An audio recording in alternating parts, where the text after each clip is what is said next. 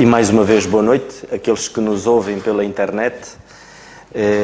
Já estivemos a orar por alguns que certamente nos têm acompanhado, e é motivo de nós darmos graças também por este ministério, porque tem alcançado longe, perdão, e o nosso irmão Alberto, temos sido abençoados com as mensagens e com a palavra que temos ouvido. Damos graças também pelo nosso irmão Benjamin, um abraço muito grande para ele, um guerreiro do Senhor que também tem se reunido com a intenção de poder procurar na palavra de Deus aquilo que é correto. Um abraço ao Daniel, ao nosso Daniel Ferreira, que tantas vezes esteve aqui connosco e partilhou connosco, e sei que tem ouvido, e já tivemos a orar por ele e pela família, pela Cláudia, pelo irmão da Cláudia, um abraço também para ele, para o Cristóvão, para o Eloy, para todos. Eu agora, se fosse aqui mencionar, não saía daqui, e estávamos aqui quase o estudo todo a mandar um abraço para todos. Mas é assim, mas é bom sabermos que este ministério da internet vai longe. Vamos então ficar de pé, irmãos, e vamos ler a carta aos Colossenses, capítulo 2, e é a carta que temos estado a estudar, e eu vou ler o capítulo 2 todo, antes de passarmos a palavra e ouvirmos o nosso irmão Alberto. E a palavra de Deus diz-nos assim: porque quero que saibais quão grande combate tenho por vós e pelos que estão em Laodiceia, e por quantos não viram o meu rosto em carne, para que os seus corações sejam consolados e estejam unidos em amor, enriquecidos da plenitude da inteligência para conhecimento do mistério de Deus, Cristo, em quem estão escondidos todos os tesouros da sabedoria e da ciência. E digo isto para que ninguém vos engane com palavras persuasivas, porque ainda que esteja ausente quanto ao corpo, contudo, em espírito estou convosco, regozijando-me e vendo a vossa ordem e firmeza da vossa fé em Cristo. Como, pois, recebestes o Senhor Jesus Cristo, assim também andai nele, arraigados e sobreedificados nele, e confirmados na fé, assim como fostes ensinados, abundando em ação de graças, tendo cuidado para que ninguém vos faça presa sua, por meio de filosofias e vãs subtilezas, segundo a tradição dos homens, segundo os rudimentos do mundo, e não segundo Cristo. Porque nele habita corporalmente toda a plenitude da divindade. E estáis perfeitos nele, que é a cabeça de todo o principado e potestade, no qual também estáis circuncidados, com a circuncisão não feita por mão, no despojo do corpo da carne, a circuncisão de Cristo, sepultados com ele no batismo, nele também ressuscitaste pela fé no poder de Deus que o ressuscitou dos mortos. E quando vós estáveis mortos nos pecados e na incircuncisão da vossa carne, vos vivificou, juntamente com ele, perdoando-vos todas as ofensas, havendo riscado a cédula que era contra nós, nas suas ordenanças, a qual de alguma maneira nos era contrária, e atirou no meio de nós, cravando-a na cruz, e despojando os principados e potestades, os expôs publicamente, e deles triunfou em si mesmo. Portanto, ninguém vos julgue pelo comer, ou pelo beber, ou por causa dos dias de festas, ou da lua nova, ou dos sábados, que são sombra das coisas futuras, mas o corpo é de Cristo. Ninguém vos domina seu belo prazer com pretexto de humildade e culto dos anjos, metendo-se em coisas que não viu, estando em debalde inchado na sua carnal compreensão, e não ligado à cabeça, da qual todo o corpo, provido, organizado pelas juntas e ligaduras, vai crescendo em aumento de Deus. Se, pois, estáis mortos com Cristo, quanto aos rudimentos do mundo, porque vos carregam ainda de ordenanças como se vivesseis no mundo, tais como: não toques, não proves, não manuseis, as quais coisas todas perecem pelo uso segundo os preceitos e doutrinas dos homens, as quais têm, na verdade, alguma aparência de sabedoria, e devoção voluntária, humildade e indisciplina do corpo, mas não são de valor algum, senão para a satisfação da carne. E foi a leitura da palavra de Deus. Podemos sentar, irmãos. Vamos então passar a palavra ao nosso irmão Alberto. A semana passada, destas tecnologias, este computador está um bocadinho lento, mas vamos ouvir então o nosso irmão Alberto. Graças a Deus por mais esse encontro, estudo bíblico e oração. Agradeço ao Senhor por cada irmão que se interessa em adorar ao Senhor através das Escrituras. Colossenses 2, verso 12, lemos assim: sepultados com ele no batismo, nele também ressuscitaste pela fé no poder de Deus, que o ressuscitou dentre os mortos. No último estudo, fiquei entusiasmado com a apresentação desta ressurreição e fui estudar e pesquisar mais o assunto e quero compartilhar com você aquilo que eu aprendi e tenho aplicado na minha vida. O poder da ressurreição. Capítulo 3 de Efésios, no verso 10, vamos ver que este era o desejo do apóstolo Paulo e que seja o nosso desejo também conhecer o poder da ressurreição do Senhor Jesus. Agora, o que vem a ser esse poder na prática na minha vida? Vimos no último estudo que estávamos mortos em delitos e pecados, conforme Efésios capítulo 2. Mas nascemos de novo, somos nova criatura em Cristo Jesus.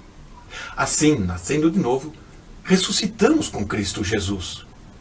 Não a ressurreição corporal que teremos no futuro, com um corpo glorificado, mas agora uma ressurreição espiritual. Imagine esta situação. De repente, eu morri, você morreu. E de repente chegamos, segundos depois, na glória, na presença do Senhor, num lugar maravilhoso. Porém, voltamos à terra para andarmos um pouco por aqui. Agora, essa nossa volta será diferente, porque toda aquela realidade que vimos lá em cima contrasta com o mundo decaído que vivemos e nos iludimos com ele. Assim também, caminhando e andando, vamos então refletir o modo de pensar de um cidadão celestial e não mais um homem mundano. Isso se reflete nas nossas atitudes, comportamentos, desejos, ambições, motivações celestiais. Quando um crente compreende pelo poder da ressurreição de Cristo que ele ressuscitou juntamente com Cristo, ele vai se libertar das amarras, dos laços que nos prendem a este mundo. E assim vamos nos sentir libertos, livres. E a paz do Senhor invade o nosso coração, nos libertando de todo trauma, culpa, angústia que esta vida impõe para nós. Estamos atualmente andando ainda neste corpo, neste mundo, e muitas vezes nos preocupamos e nos afligimos. Porém, se nós não vigiarmos, podemos estar caminhando longe do Senhor. E é aí que Paulo descobre o poder da ressurreição do Senhor Jesus. Em Filipenses 3, agora no verso 13, ele diz assim: esquecendo das coisas que atrás ficam, avançando para as que estão adiante de mim.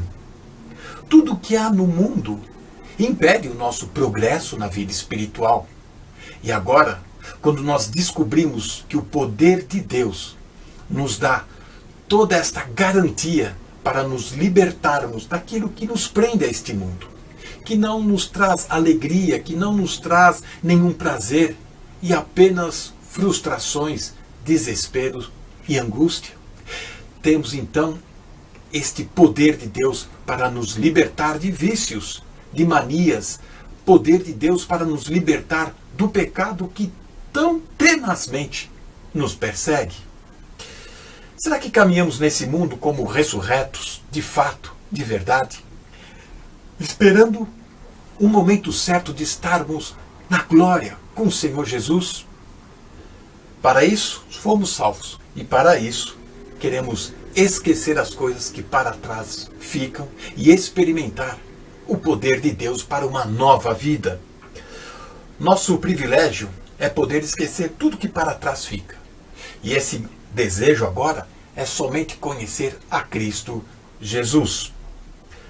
Portanto, não vamos temer o fogo, não vamos temer as provas, as dificuldades, as tentações, porque nestas dificuldades, pelo contrário, nós vamos encontrar o poder de Deus para nos libertar destas amarras que nos prendem e que querem nos tirar do caminho da verdade e da vida.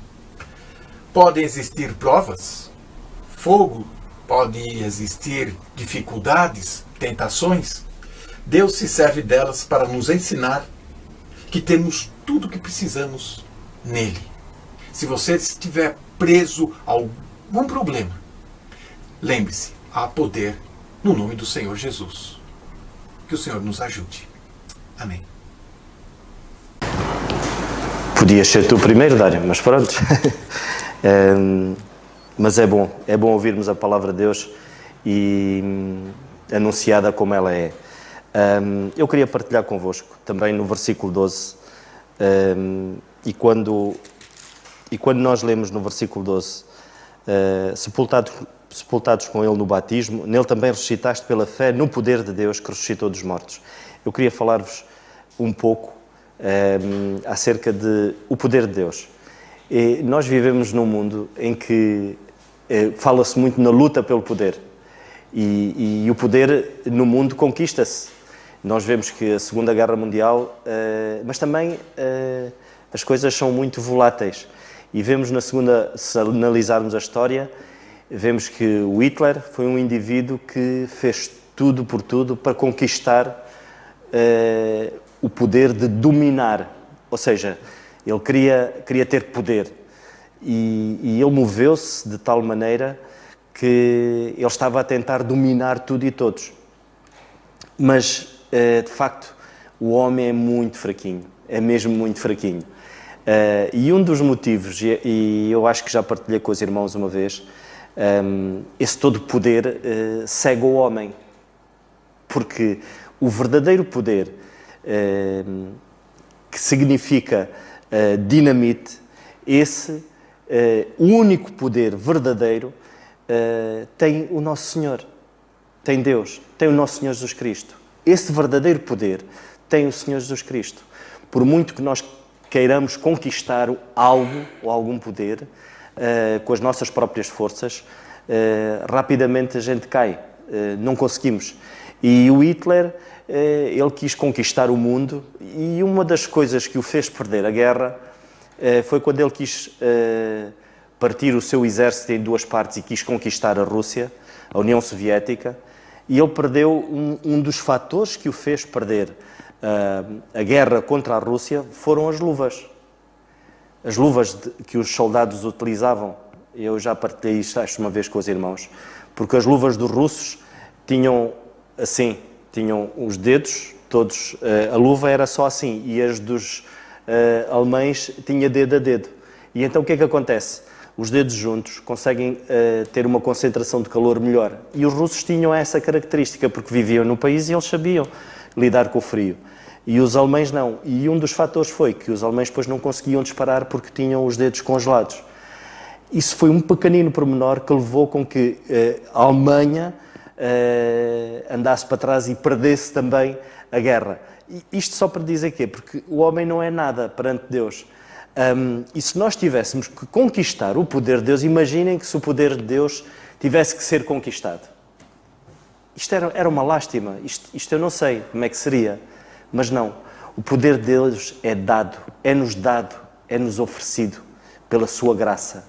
E nós lemos no Evangelho de João, logo no primeiro capítulo, no Evangelho de João, vamos ler, no Evangelho de João, e no primeiro capítulo, e no versículo 12, nós lemos assim, e vemos logo aqui a maravilhosa graça do nosso Deus. E o Senhor diz-nos assim, no Evangelho de João, capítulo 1, versículo 12, mas a todos quantos o receberam, deu-lhes o poder de serem feitos filhos de Deus, aos que creem no seu nome. Ou seja, o Senhor deu-nos, nós não precisamos de conquistar. Porque se nós quisermos conquistar o poder de Deus, na nossa fraqueza e no nosso pecado, jamais conseguiremos alcançar tamanho poder. E não nos esquecemos que o poder de Deus, ele manifesta-se de várias maneiras. E nós vemos aqui que o Senhor Jesus Cristo, ao recebermos o Senhor Jesus Cristo como nosso Salvador, nós passamos de inimigos, passamos a filhos de Deus. É um poder que nos é dado a nós.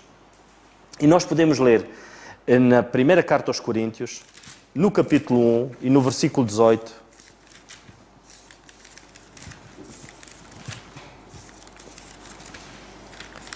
na primeira carta aos Coríntios, no capítulo 1 e no versículo 18, o Senhor diz-nos assim: porque a palavra da cruz é loucura para os que perecem, mas para nós, que somos salvos, é o poder de Deus. Ou seja, a palavra da cruz, para nós, é o poder de Deus. Uma coisa é nós termos, o Senhor dá-nos isto, gratuitamente, e depois o Senhor quer mais. Ele quer nos dar mais ainda. Ele quer nos passar ainda mais esse poder. E nós podemos dizer assim, então, mas como é que o Senhor nos pode revelar ou nos pode dar esse poder ainda mais? É nós podermos estar confirmados na sua palavra, mas de uma maneira correta. Nós, às vezes, sem querer, nós sabemos que isto é poder para nós. Sabemos que, ao reconhecermos o Senhor Jesus Cristo como nosso único Salvador, passamos de inimigos, de costas voltadas para Deus, para filhos. É um poder que nos é dado. Sabemos que o Evangelho da cruz é poder para nós também. E nós temos estas certezas todas. Mas o Senhor quer mais ainda de nós. Quer que esse poder se manifeste em nós. Mas nós temos que estar confirmados na Palavra de Deus. E confirmados no quê? Nós podemos ler Romanos capítulo 16, e vamos ler Romanos capítulo 16, e no versículo 25, que temos aqui atrás de nós, a Palavra de Deus diz assim, primeiro, 24, a graça do nosso Senhor Jesus Cristo seja com todos vós. Amém. Ora, aquele que é poderoso para vos confirmar, segundo o meu Evangelho, vamos ler outra vez. Ora, aquele que é poderoso para vos confirmar, segundo o meu Evangelho e a pregação do Senhor Jesus Cristo conforme a revelação do mistério que desde os tempos eternos esteve oculto.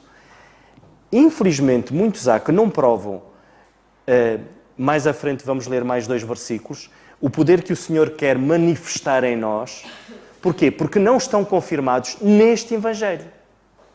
Porque não estar confirmado neste Evangelho, e a Palavra de Deus diz-nos isso, o apóstolo Paulo diz que seja anátema, ou seja, seja maldito, aquele que vier anunciar outro Evangelho, senão aquele que eu recebi. O apóstolo Paulo diz isto na carta aos Gálatas. Então é muito importante nós estarmos confirmados neste Evangelho segundo a revelação do mistério. Porque se nós viermos para aqui anunciar outro Evangelho, de certeza absoluta que não estamos confirmados da parte de Deus. E o poder que o Senhor quer revelar em cada um de nós não vai ser manifesto aos homens. Porquê? Porque nós queremos estar... Ou seja, isto é quase como que alguém que tem um projeto para uma obra ou sei lá, para outra coisa qualquer, alguém que estabeleceu um projeto, tem esse projeto definido e esse projeto tem várias etapas. Então, é a mesma coisa que a pessoa dizer assim, olha, Nando, chega aqui. Está aqui o projeto, está este projeto tem várias etapas, tu vais cumprir a primeira etapa, a segunda etapa e a terceira etapa. E assim faço eu, começo a cumprir com a primeira etapa e eu não passo da primeira etapa. E continuo sempre ali, pimba e pimba.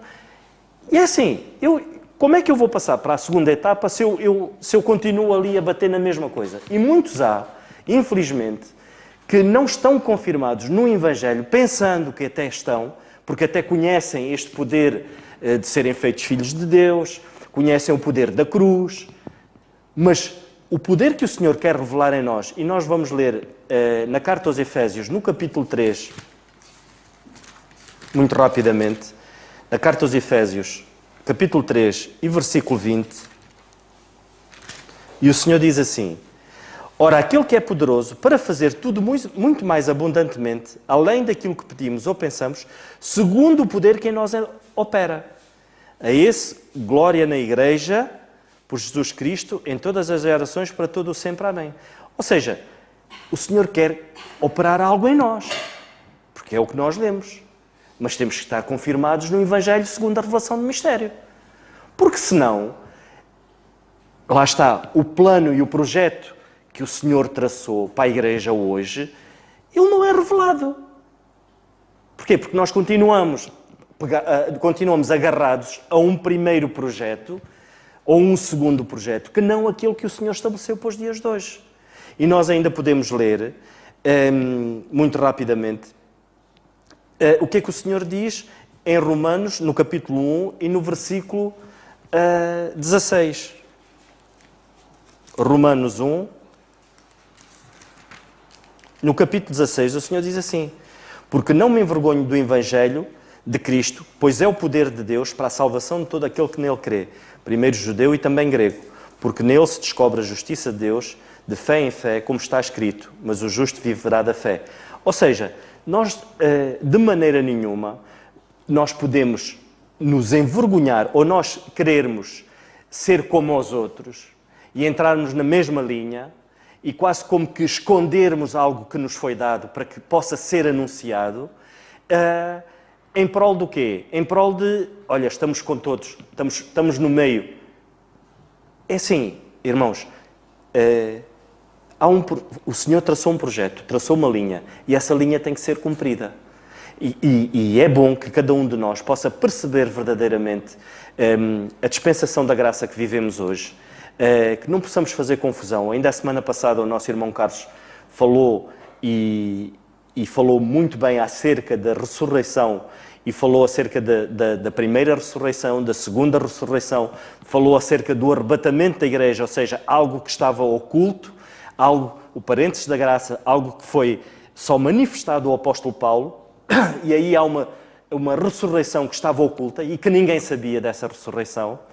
E quando nós não entendemos isto, nós fazemos uma confusão tremenda e depois não reconhecemos o Evangelho da Graça, a importância que ele tem.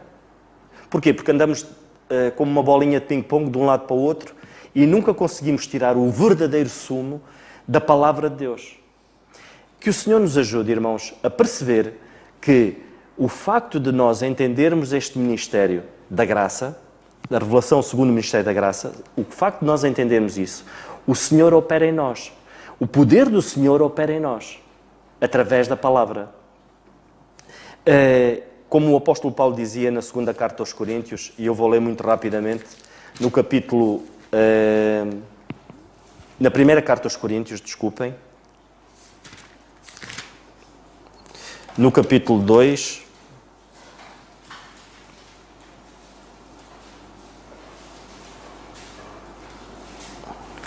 E eu vou ler o versículo 4, a partir do versículo 4.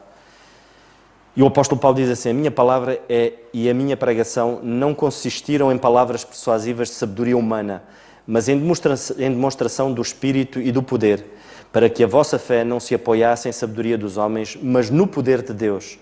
Todavia falamos em sabedoria entre os perfeitos, não, porém, a sabedoria deste mundo, nem dos príncipes deste mundo que se aniquilam, mas falamos da sabedoria de Deus, oculta em mistério, a qual Deus ordenou antes dos séculos para a nossa glória. Ou seja, não esquecemos que perceber isto é nós revelarmos ao mundo o poder de Deus. Ou seja, para além de nós conhecermos e sabermos que o poder de Deus é nós crermos no Senhor Jesus Cristo, percebermos a obra da cruz, mas muito mais do que isso o Senhor quer fazer em nós e na sua igreja, Corpo de Cristo hoje, nós temos uma responsabilidade muito grande em anunciar isso. Como é que eu hoje, como igreja, Corpo de Cristo, eu anuncio um Evangelho que não é este? Um Evangelho não segundo a revelação do mistério, mas o Evangelho do Reino, por exemplo. Nós não vemos indicações nenhumas na Palavra de Deus, principalmente naquilo que o apóstolo foi dado ao apóstolo Paulo, para nós anunciarmos o Evangelho do Reino. Ou aquilo que está atribuído ao Evangelho do Reino, de maneira nenhuma. Que o Senhor nos ajude, irmãos, a perceber verdadeiramente a palavra. E isso passa por estarmos aqui no estudo bíblico à quarta-feira. Dário, faz favor.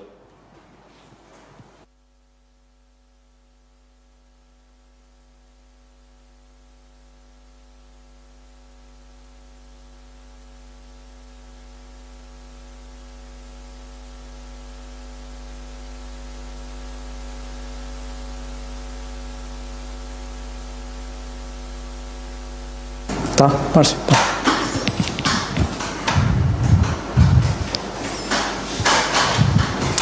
Ainda bem que foste primeiro, que eu assim sigo a mesma linha. Se nós pensarmos no poder, o poder de alguma forma diria que seria um bocado abstrato. Mas nós vemos, se arranjasse uma definição de poder, seria capacidade para fazer alguma coisa. E como disseste, e muito bem, os homens atualmente vemos que querem poder e que as vitórias e as conquistas no mundo atualmente no mundo, nomeadamente, e nota-se muito nas guerras, cada país, quando há guerras uns com os outros, cada um quer mostrar que tem poder, ou seja, que tem capacidade de sobrepor-se ou sujeitar os outros. E vemos que o poder é manifestado e que vemos essa manifestação através das conquistas e das vitórias. Muitas vezes também vemos o poder na capacidade de cedências essas que depois trazem-nos vitórias ainda maiores e conquistas ainda maiores. E vemos que o homem quer isto. E de alguma forma, desde o início, tem mostrado querer este poder. Não é por acaso quando a serpente tentou Adão e Eva, uma das coisas que os tentou foi exatamente nisto. Eles ficaram tentados, ficaram seduzidos com algo que seria ter poder. Nós vemos que em Gênesis, no capítulo 3 e, sensivelmente, no versículo 4, vamos ler a partir do versículo 2, Gênesis 3, 2, e disse a mulher à serpente, do fruto das árvores do jardim comeremos, mas do fruto da árvore que está no meio do jardim, disse Deus, não comereis, nem dele tocareis, para que não morrais. E notem que a serpente disse à mulher, certamente não morrereis, porque Deus sabe que no dia que dele comerdes, se abrirão os vossos olhos, e notem, sereis como Deus. E uma das coisas que era, sabendo o bem e o mal. E vemos que o poder, de alguma forma, é tentador. É, de alguma forma, devastador também. E vemos que Adão e Eva foram tentados nisto, no poder, no serem iguais a Deus, e vemos as consequências que isso trouxe. A desobediência a Deus, em quererem ser algo que não poderiam ser. E vemos que o homem até hoje tem querido mostrar o poder.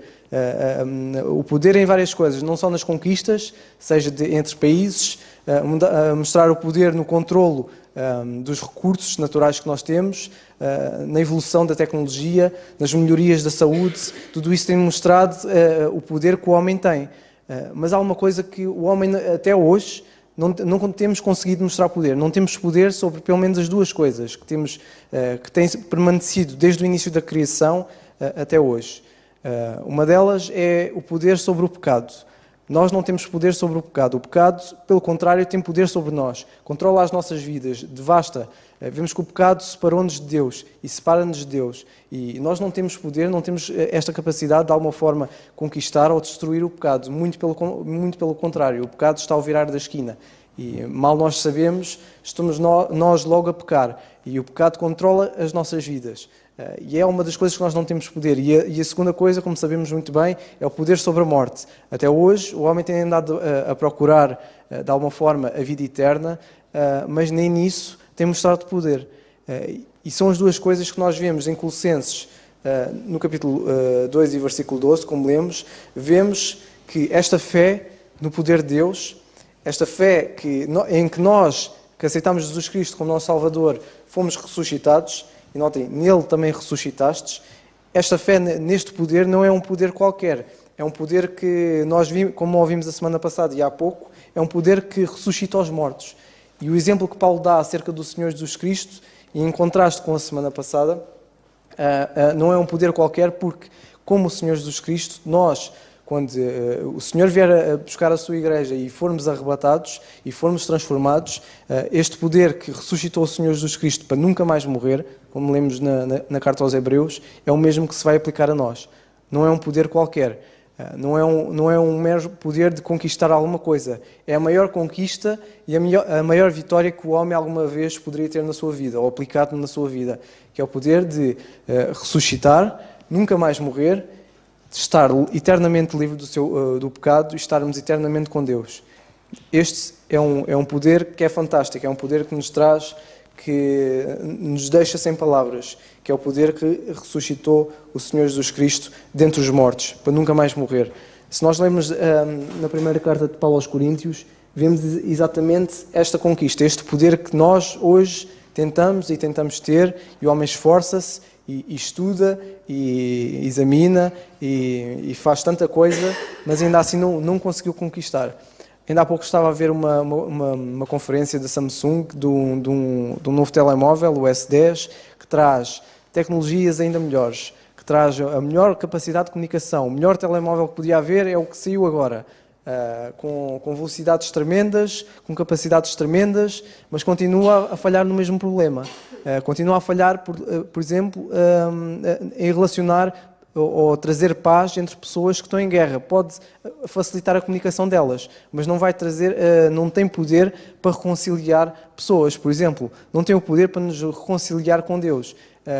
Apesar de ser um telemóvel tão bom, de as comunicações serem tão boas, de câmaras serem excelentes, isto aqui não nos dá o essencial que nós precisamos, que é a salvação das nossas almas, a certeza da vida além da morte e da comunhão com Deus.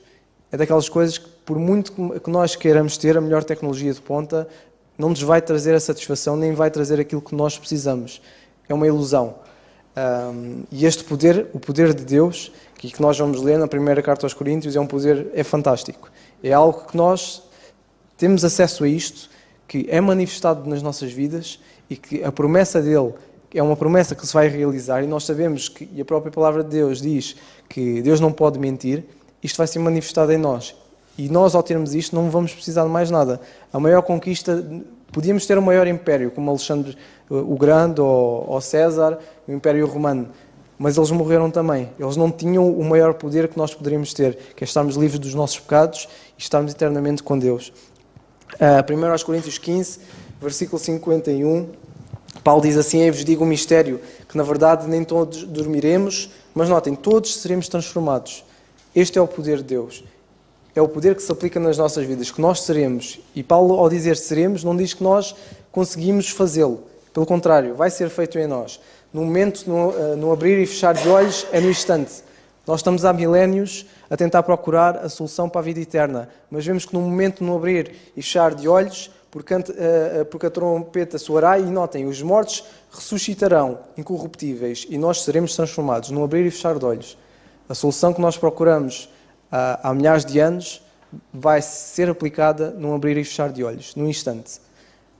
Porque convém que isto, que é corruptível e que se vai degradando ao longo do tempo, se revista de incorruptibilidade, e que isto que é mortal se revista de imortalidade. E quando isto que é corruptível se revestir de incorruptibilidade, e isto que é mortal se revestir de imortalidade, então cumprir-se-á a palavra que está escrita: tragada foi a morte na vitória.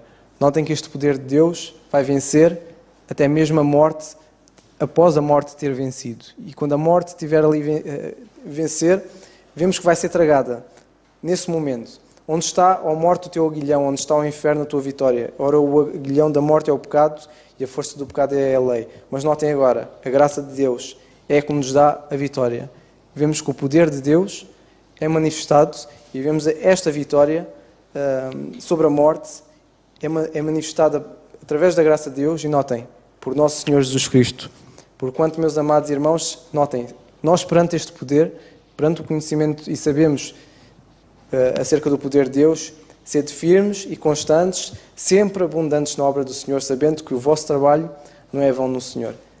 Este poder dá-nos a força, dá-nos a firmeza, dá-nos a vontade de sermos constantes, não vacilarmos, não tremermos, e para nós sermos sempre abundantes no mais importante, que é na obra do Senhor.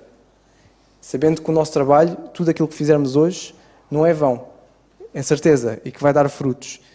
E perante este poder, que é capaz de ressuscitar e que ressuscitou o Senhor Jesus Cristo dos mortos, é o poder que é aplicado e manifestado em nós. E nós vemos, como ouvimos, que o Evangelho que nós hoje pregamos, que nós não devemos ter vergonha, porque o mesmo poder aplicado para ressuscitar o Senhor Jesus Cristo dos mortos é o mesmo poder que para a salvação de todo aquele que crê. E nós, perante esta certeza, a única coisa que podemos fazer que devemos fazer é não nos envergonharmos do Evangelho de Cristo e aplicarmos esta certeza aos outros. Este era um pequeno pensamento que queria dar. O outro, muito rapidamente e muito curto, era acerca da ressurreição do Senhor Jesus Cristo. Ao contrário das outras religiões, a ressurreição dele foi única. E o cristianismo é único em várias coisas. Uma delas é a ressurreição do Senhor Jesus Cristo. Não há nenhum guru na religião, podem ler acerca de Buda, Krishna, Confúcio, que eles tenham ressuscitado e que nunca mais tenham morrido. Não é falado nada disso acerca dele. Todos os escritos que há, se procurarem alguns biógrafos, o que eles vão dizer é que todos esses escritos que, de alguma forma, acrescentaram algo a esses gurus religiosos, são sempre após a ressurreição do Senhor Jesus Cristo. Não há nada antes que refira que tanto uns como outros tenham ressuscitado, a não ser após a ressurreição do Senhor Jesus Cristo e do cristianismo estar tão espalhado. E a palavra de Deus é única e o cristianismo é único porque mostra que nós não precisamos de fazer nada para nós estarmos novamente em comunhão com Deus. Que isto é meramente pela graça de Deus e que é Deus que nos dá livre de vontade e que nós a única coisa que temos de fazer é de aceitar. Não precisamos de fazer obras, não precisamos de pagar com alguma coisa, não precisamos de pagar pelos nossos pecados, não precisamos de fazer nada. E é único nisto. Todas as religiões dizem que nós temos de fazer alguma coisa, seja meditações, tem de meditar, ou fazer orações, ou fazer número de obras por dia, ou então quando orarem, como os islâmicos, estarem virados para Meca. Não precisamos fazer nada disso. Simplesmente temos de receber algo que é-nos dado gratuito e que nós não temos de pagar por nada disto. E o cristianismo nisto é único. A palavra de Deus é única. Outro pensamento muito curto era que esta ressurreição, que apesar de ser única, até hoje continua a ser atacado e continua a ser negado. E há muitos que aplicam teorias da conspiração. Há um livro que tenho lido há algum tempo, em inglês, e que tenho estado a traduzir, que é de um crente chamado James Wallace, se não me engano. Ele entrou se já viram o God is Not Dead, Deus Não Está Morto 2, o segundo filme, ele entra nesse filme, quando vai a falar acerca da ressurreição do Senhor Jesus Cristo, e ele aplica um pouco o que ele fala no livro. Muitos acham que a ressurreição do Senhor Jesus Cristo foi uma conspiração. E ele, na altura quando ouviu falar, e antes da sua conversão, ele é polícia de investigação criminal, e ele simplesmente ele investiga casos arquivados. Casos que já foram arquivados, ele pega nesses casos, vai investigar, e há alguns conceitos que eles têm em mente para saber se alguém mentiu, se houve aqui alguma conspiração, se várias pessoas conspiraram para permanecer numa mentira, e ele fala um pouco acerca disso, e ele dá algumas notas de como é que as boas conspirações são feitas. E o objetivo dele é mostrar que as conspirações bem-sucedidas são conspirações que, além de dar muito trabalho, são conspirações muito difíceis de manter. E é muito raro uma boa conspiração ser mantida. Um dos exemplos que ele dá é que, para uma conspiração bem-sucedida, tem de haver um número pequeno de conspiradores. Ou seja, tem de ser, ele dá a ideia de ser sensivelmente 2, 3 pessoas. Mais do que isso é difícil. Quanto mais pessoas começam-se a juntar, mais difícil vai ser manter uma conspiração. Porque depois tem de haver a comunicação, que é um dos pontos que ele fala a seguir. O primeiro ponto, haver poucas pessoas a criarem uma conspiração. O segundo ponto é haver uma comunicação rápida e completa. Ou seja, se houver um ponto da história que eu contar algo novo, se eu tiver a contar uma mentira e todos nós estamos a conspirar essa mentira, se eu for contar a minha versão da história, a outra pessoa tem de saber exatamente o que eu estou a contar, que é para ela sair exatamente a mesma história como eu contei. E se eu acrescentar alguma coisa, tem de ser rápido e dizer, olha, eu acrescentei isto. Acerca da ressurreição do Senhor Jesus Cristo, se tivesse sido uma conspiração, eles todos tinham de manter a mesma história. Todos tinham de estar na mesma altura, no mesmo local, na mesma hora, a falar a mesma coisa, e assim que soubessem, tinham de rapidamente conseguir comunicar aos outros. Porque se não conseguissem, as pessoas que soubessem e comparassem uma história com outra e vissem que um está a dizer algo completamente contraditório e oposto ao outro, iam ver, olha, eles estão a mentir. E por isso a comunicação tem de ser rápida e tem de ser uma comunicação completa, porque depois, quando são todos testados, os dois corroborarem a mesma história e não haver divergências grandes. Um curto espaço de tempo. Notem que normalmente a mentira, e nós temos o ditado que a mentira tem perna curta. É difícil manter uma mentira. E quanto mais acerca da ressurreição do Senhor Jesus Cristo, se fosse uma mentira, quanto mais difícil seria ao longo do tempo. Esta mentira tem de ser, nas conspirações, as mentiras têm de, mais do que uma vez, têm de durar um curto espaço de tempo. E que as pessoas testadas têm de tentar manter essa mentira num curto espaço de tempo e para depois essa mentira ser esquecida. Ou seja, se eu contar uma mentira, tenho de dar pelo menos o mínimo tempo a manter essa mentira. Imaginem que eu conto uma mentira e quero que daqui a 2 dias seja esquecida. Eu tenho de fazer tudo para que isso seja esquecido e que mais ninguém venha questionar acerca do assunto. Os conspiradores têm, de alguma forma, estar relacionados uns com os outros. É difícil eu conspirar com alguém que eu não gosto. É difícil porque depois, se nós não gostamos um do outro, não vamos comunicar um com o outro. E se estivermos a fazer uma conspiração, vai ser difícil nós relacionarmos um com o outro. Por isso, uma boa conspiração requer que as pessoas que estão a contar essa mentira sejam relacionadas umas com as outras, nomeadamente serem familiares.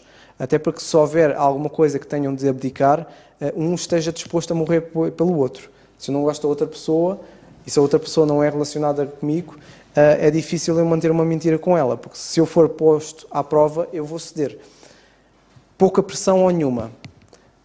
É difícil manter uma mentira, porque quando a pessoa é pressionada, e como nós vemos no caso dos discípulos, se a pessoa for pressionada até à morte, dificilmente a pessoa vai permanecer nessa mentira. Porque vai pensar, eu não vou morrer por causa de uma mentira, não vale a pena. Com estes pontos dá uma ideia acerca da ressurreição, porque é que a ressurreição do Senhor Jesus Cristo e todos aqueles que testemunharam é uma ressurreição única. Porque é que eles não podiam conspirar? Para já, os 12 discípulos eram quase todos desconhecidos. Ainda temos lá alguns irmãos, Simão e André, se não me engano, Judas e Tiago, já não me recordo, mas dentro dos 12, quase todos eram desconhecidos uns com os outros. Levi não conhecia, ou Mateus, não conhecia o apóstolo João, e João não conhecia Simão e André. Eles eram desconhecidos uns dos outros. E vemos que estes desconhecidos, que após terem estado 3 anos juntos e após toda a tentação que eles passaram, ainda assim eles morreram por algo que eles disseram ter visto, que era o Senhor Jesus Cristo ter ressuscitado. E notem que eles abdicaram a vida por isto e até cederam uns pelos outros, entregaram a vida uns pelos outros. Vemos que não havia nenhuma conexão relacional entre eles. Vemos que eles, logo após a ressurreição do Senhor Jesus Cristo, quase todos se separaram uns dos outros. E uns foram para um lado, outros foram para o outro, falar acerca da palavra de Deus. E vemos que eles, perante a morte, perante a pressão e as ameaças de morte constantes que eles recebiam, ainda assim nenhum deles cedeu. E vemos que a história de um contada num lado era igualzinho à história do outro, que o Senhor Jesus Cristo tinha ressuscitado. E a história deles e o objetivo deles manteve-se e eles deram as suas vidas por algo que eles sabiam ser verdade, por algo que eles tinham visto. E vemos que essa certeza é aplicada a nós. Eles morreram por isto. Eles deram a vida deles por isto. Eles entregaram tudo o que eles tinham por esta certeza. A certeza de que eles tinham visto o Senhor Jesus Cristo ressuscitado. O mesmo que eles tinham visto morrer na cruz, eles viram 3 dias depois, novamente, vivo. E vivo para nunca mais morrer. Notem que esta mensagem que eles falaram é uma mensagem que dura até hoje. Hoje continuamos a falar do mesmo. Continuamos a falar que o Senhor Jesus Cristo morreu e ressuscitou para dar-nos a certeza da vida além da morte e dar-nos a paz com Deus que nós precisamos e a salvação dos nossos pecados. E vemos que uma mentira, se fosse uma mentira, as mentiras desvanecem-se ao longo do tempo, são esquecidas. As mentiras são difíceis de manter. E se tivesse sido uma mentira, dificilmente eles tinham conseguido manter esta mentira. Vemos até mesmo quando o Senhor Jesus Cristo ressuscitou e que os guardas estavam a guardar e depois foram contar, nós lemos que foi dito a eles, olha, vocês vão dizer que o corpo foi roubado por eles. Se tivesse isto, sim, foi uma mentira. Porque vemos que o Senhor Jesus Cristo ressuscitou, não só apareceu aos 12, como a várias mulheres, e vemos até o apóstolo Paulo a dizer que apareceu a mais de 500 pessoas de uma vez, algumas que ele diz que estavam mortas, mas outras que estavam vivas para contar a história. E vemos que tudo isto, só aqui falha logo em várias coisas. As pessoas eram quase estranhas umas às outras. Tiveram de permanecer esta história durante muitos anos e anos, até eles morrerem. Vemos que ambos foram postos à prova, e a prova eram ameaças de morte, não eram ameaças de prisão. Eles não foram ameaçados a pagar uma multa, foram ameaçados logo com morte. E vemos que eles, perante a morte, nenhum deles cedeu, pela certeza que eles tinham, que era Jesus Cristo ressurreto. Vemos que era difícil a comunicação entre eles, ainda mais um estando em Israel e, por exemplo Paulo em Roma, é difícil eles falarem uns com os outros, não é propriamente pegar no telefone ou aceder ao Skype e falar uns com os outros. Olha, hoje aconteceu assim, eu acrescentei esta história, tu vê lá se te pões a par. Não, era difícil eles manterem a comunicação uns com os outros, sem ser alguém a enviar uma carta. E está-nos a certeza de que este poder de Deus não é uma mentira. Não foi uma conspiração para enganar alguém ou para reter dinheiro. Não, é a certeza que nós temos acerca do Senhor Jesus Cristo, é uma certeza no poder de Deus, com o objetivo de remover os nossos pecados, dar-nos uma nova vida que nós precisamos, e que este mesmo poder aplicado nele é aplicado nas nossas vidas hoje. Que nós possamos ter cada vez mais a certeza disto, de que o Senhor Jesus Cristo morreu e ressuscitou, para nos dar a vida além da morte, para nos dar o perdão e a salvação dos nossos pecados e para nós estarmos eternamente com Deus. Que nós possamos compreender isto e aplicar nas nossas vidas e falar aos outros. É importante nós falarmos aos outros e mostrarmos que, de facto, que isto não é uma conspiração, não foi uma mentira, porque as mentiras são difíceis de mentir, são difíceis de permanecer. A mentira de facto tem perna curta, e se isto fosse uma mentira, digo-vos já, é a maior mentira mais bem contada. Notem que Paulo, e terminamos com a carta aos Coríntios, também no capítulo 15, se não me engano, na primeira carta, em que Paulo está a falar da ressurreição, e temos o capítulo 15 todo acerca da ressurreição. Notem que ele no versículo 13 diz que se não há a ressurreição dos mortos, também Cristo não ressuscitou. E se Cristo não ressuscitou, notem, logo é vã a nossa pregação e também é vã a vossa fé. Se isto é uma conspiração, então estamos aqui iludidos. Que o Senhor nos abençoe e nos dê de facto a certeza, porque o que nós temos a perder tudo. E se nós morrermos e tivermos sido enganados a vida inteira, ainda assim eu não perdi nada, porque eu fiz a minha escolha. E ninguém me pode dizer que tu escolheste mal. Não, eu fiz uma escolha como qualquer outra pessoa.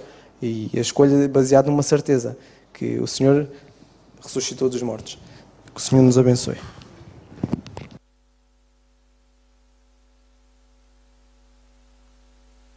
É verdadeira, temos a certeza absoluta que não estamos numa mentira, mas sim perante a verdade de Deus. E isto faz-me lembrar esta sociedade em que nós vivemos. Isto é como um galinheiro. Eu não sei se vocês já estiveram dentro de um galinheiro, com galinhas. E o poder de Deus é dado gratuitamente ao homem, e nós já vimos isso.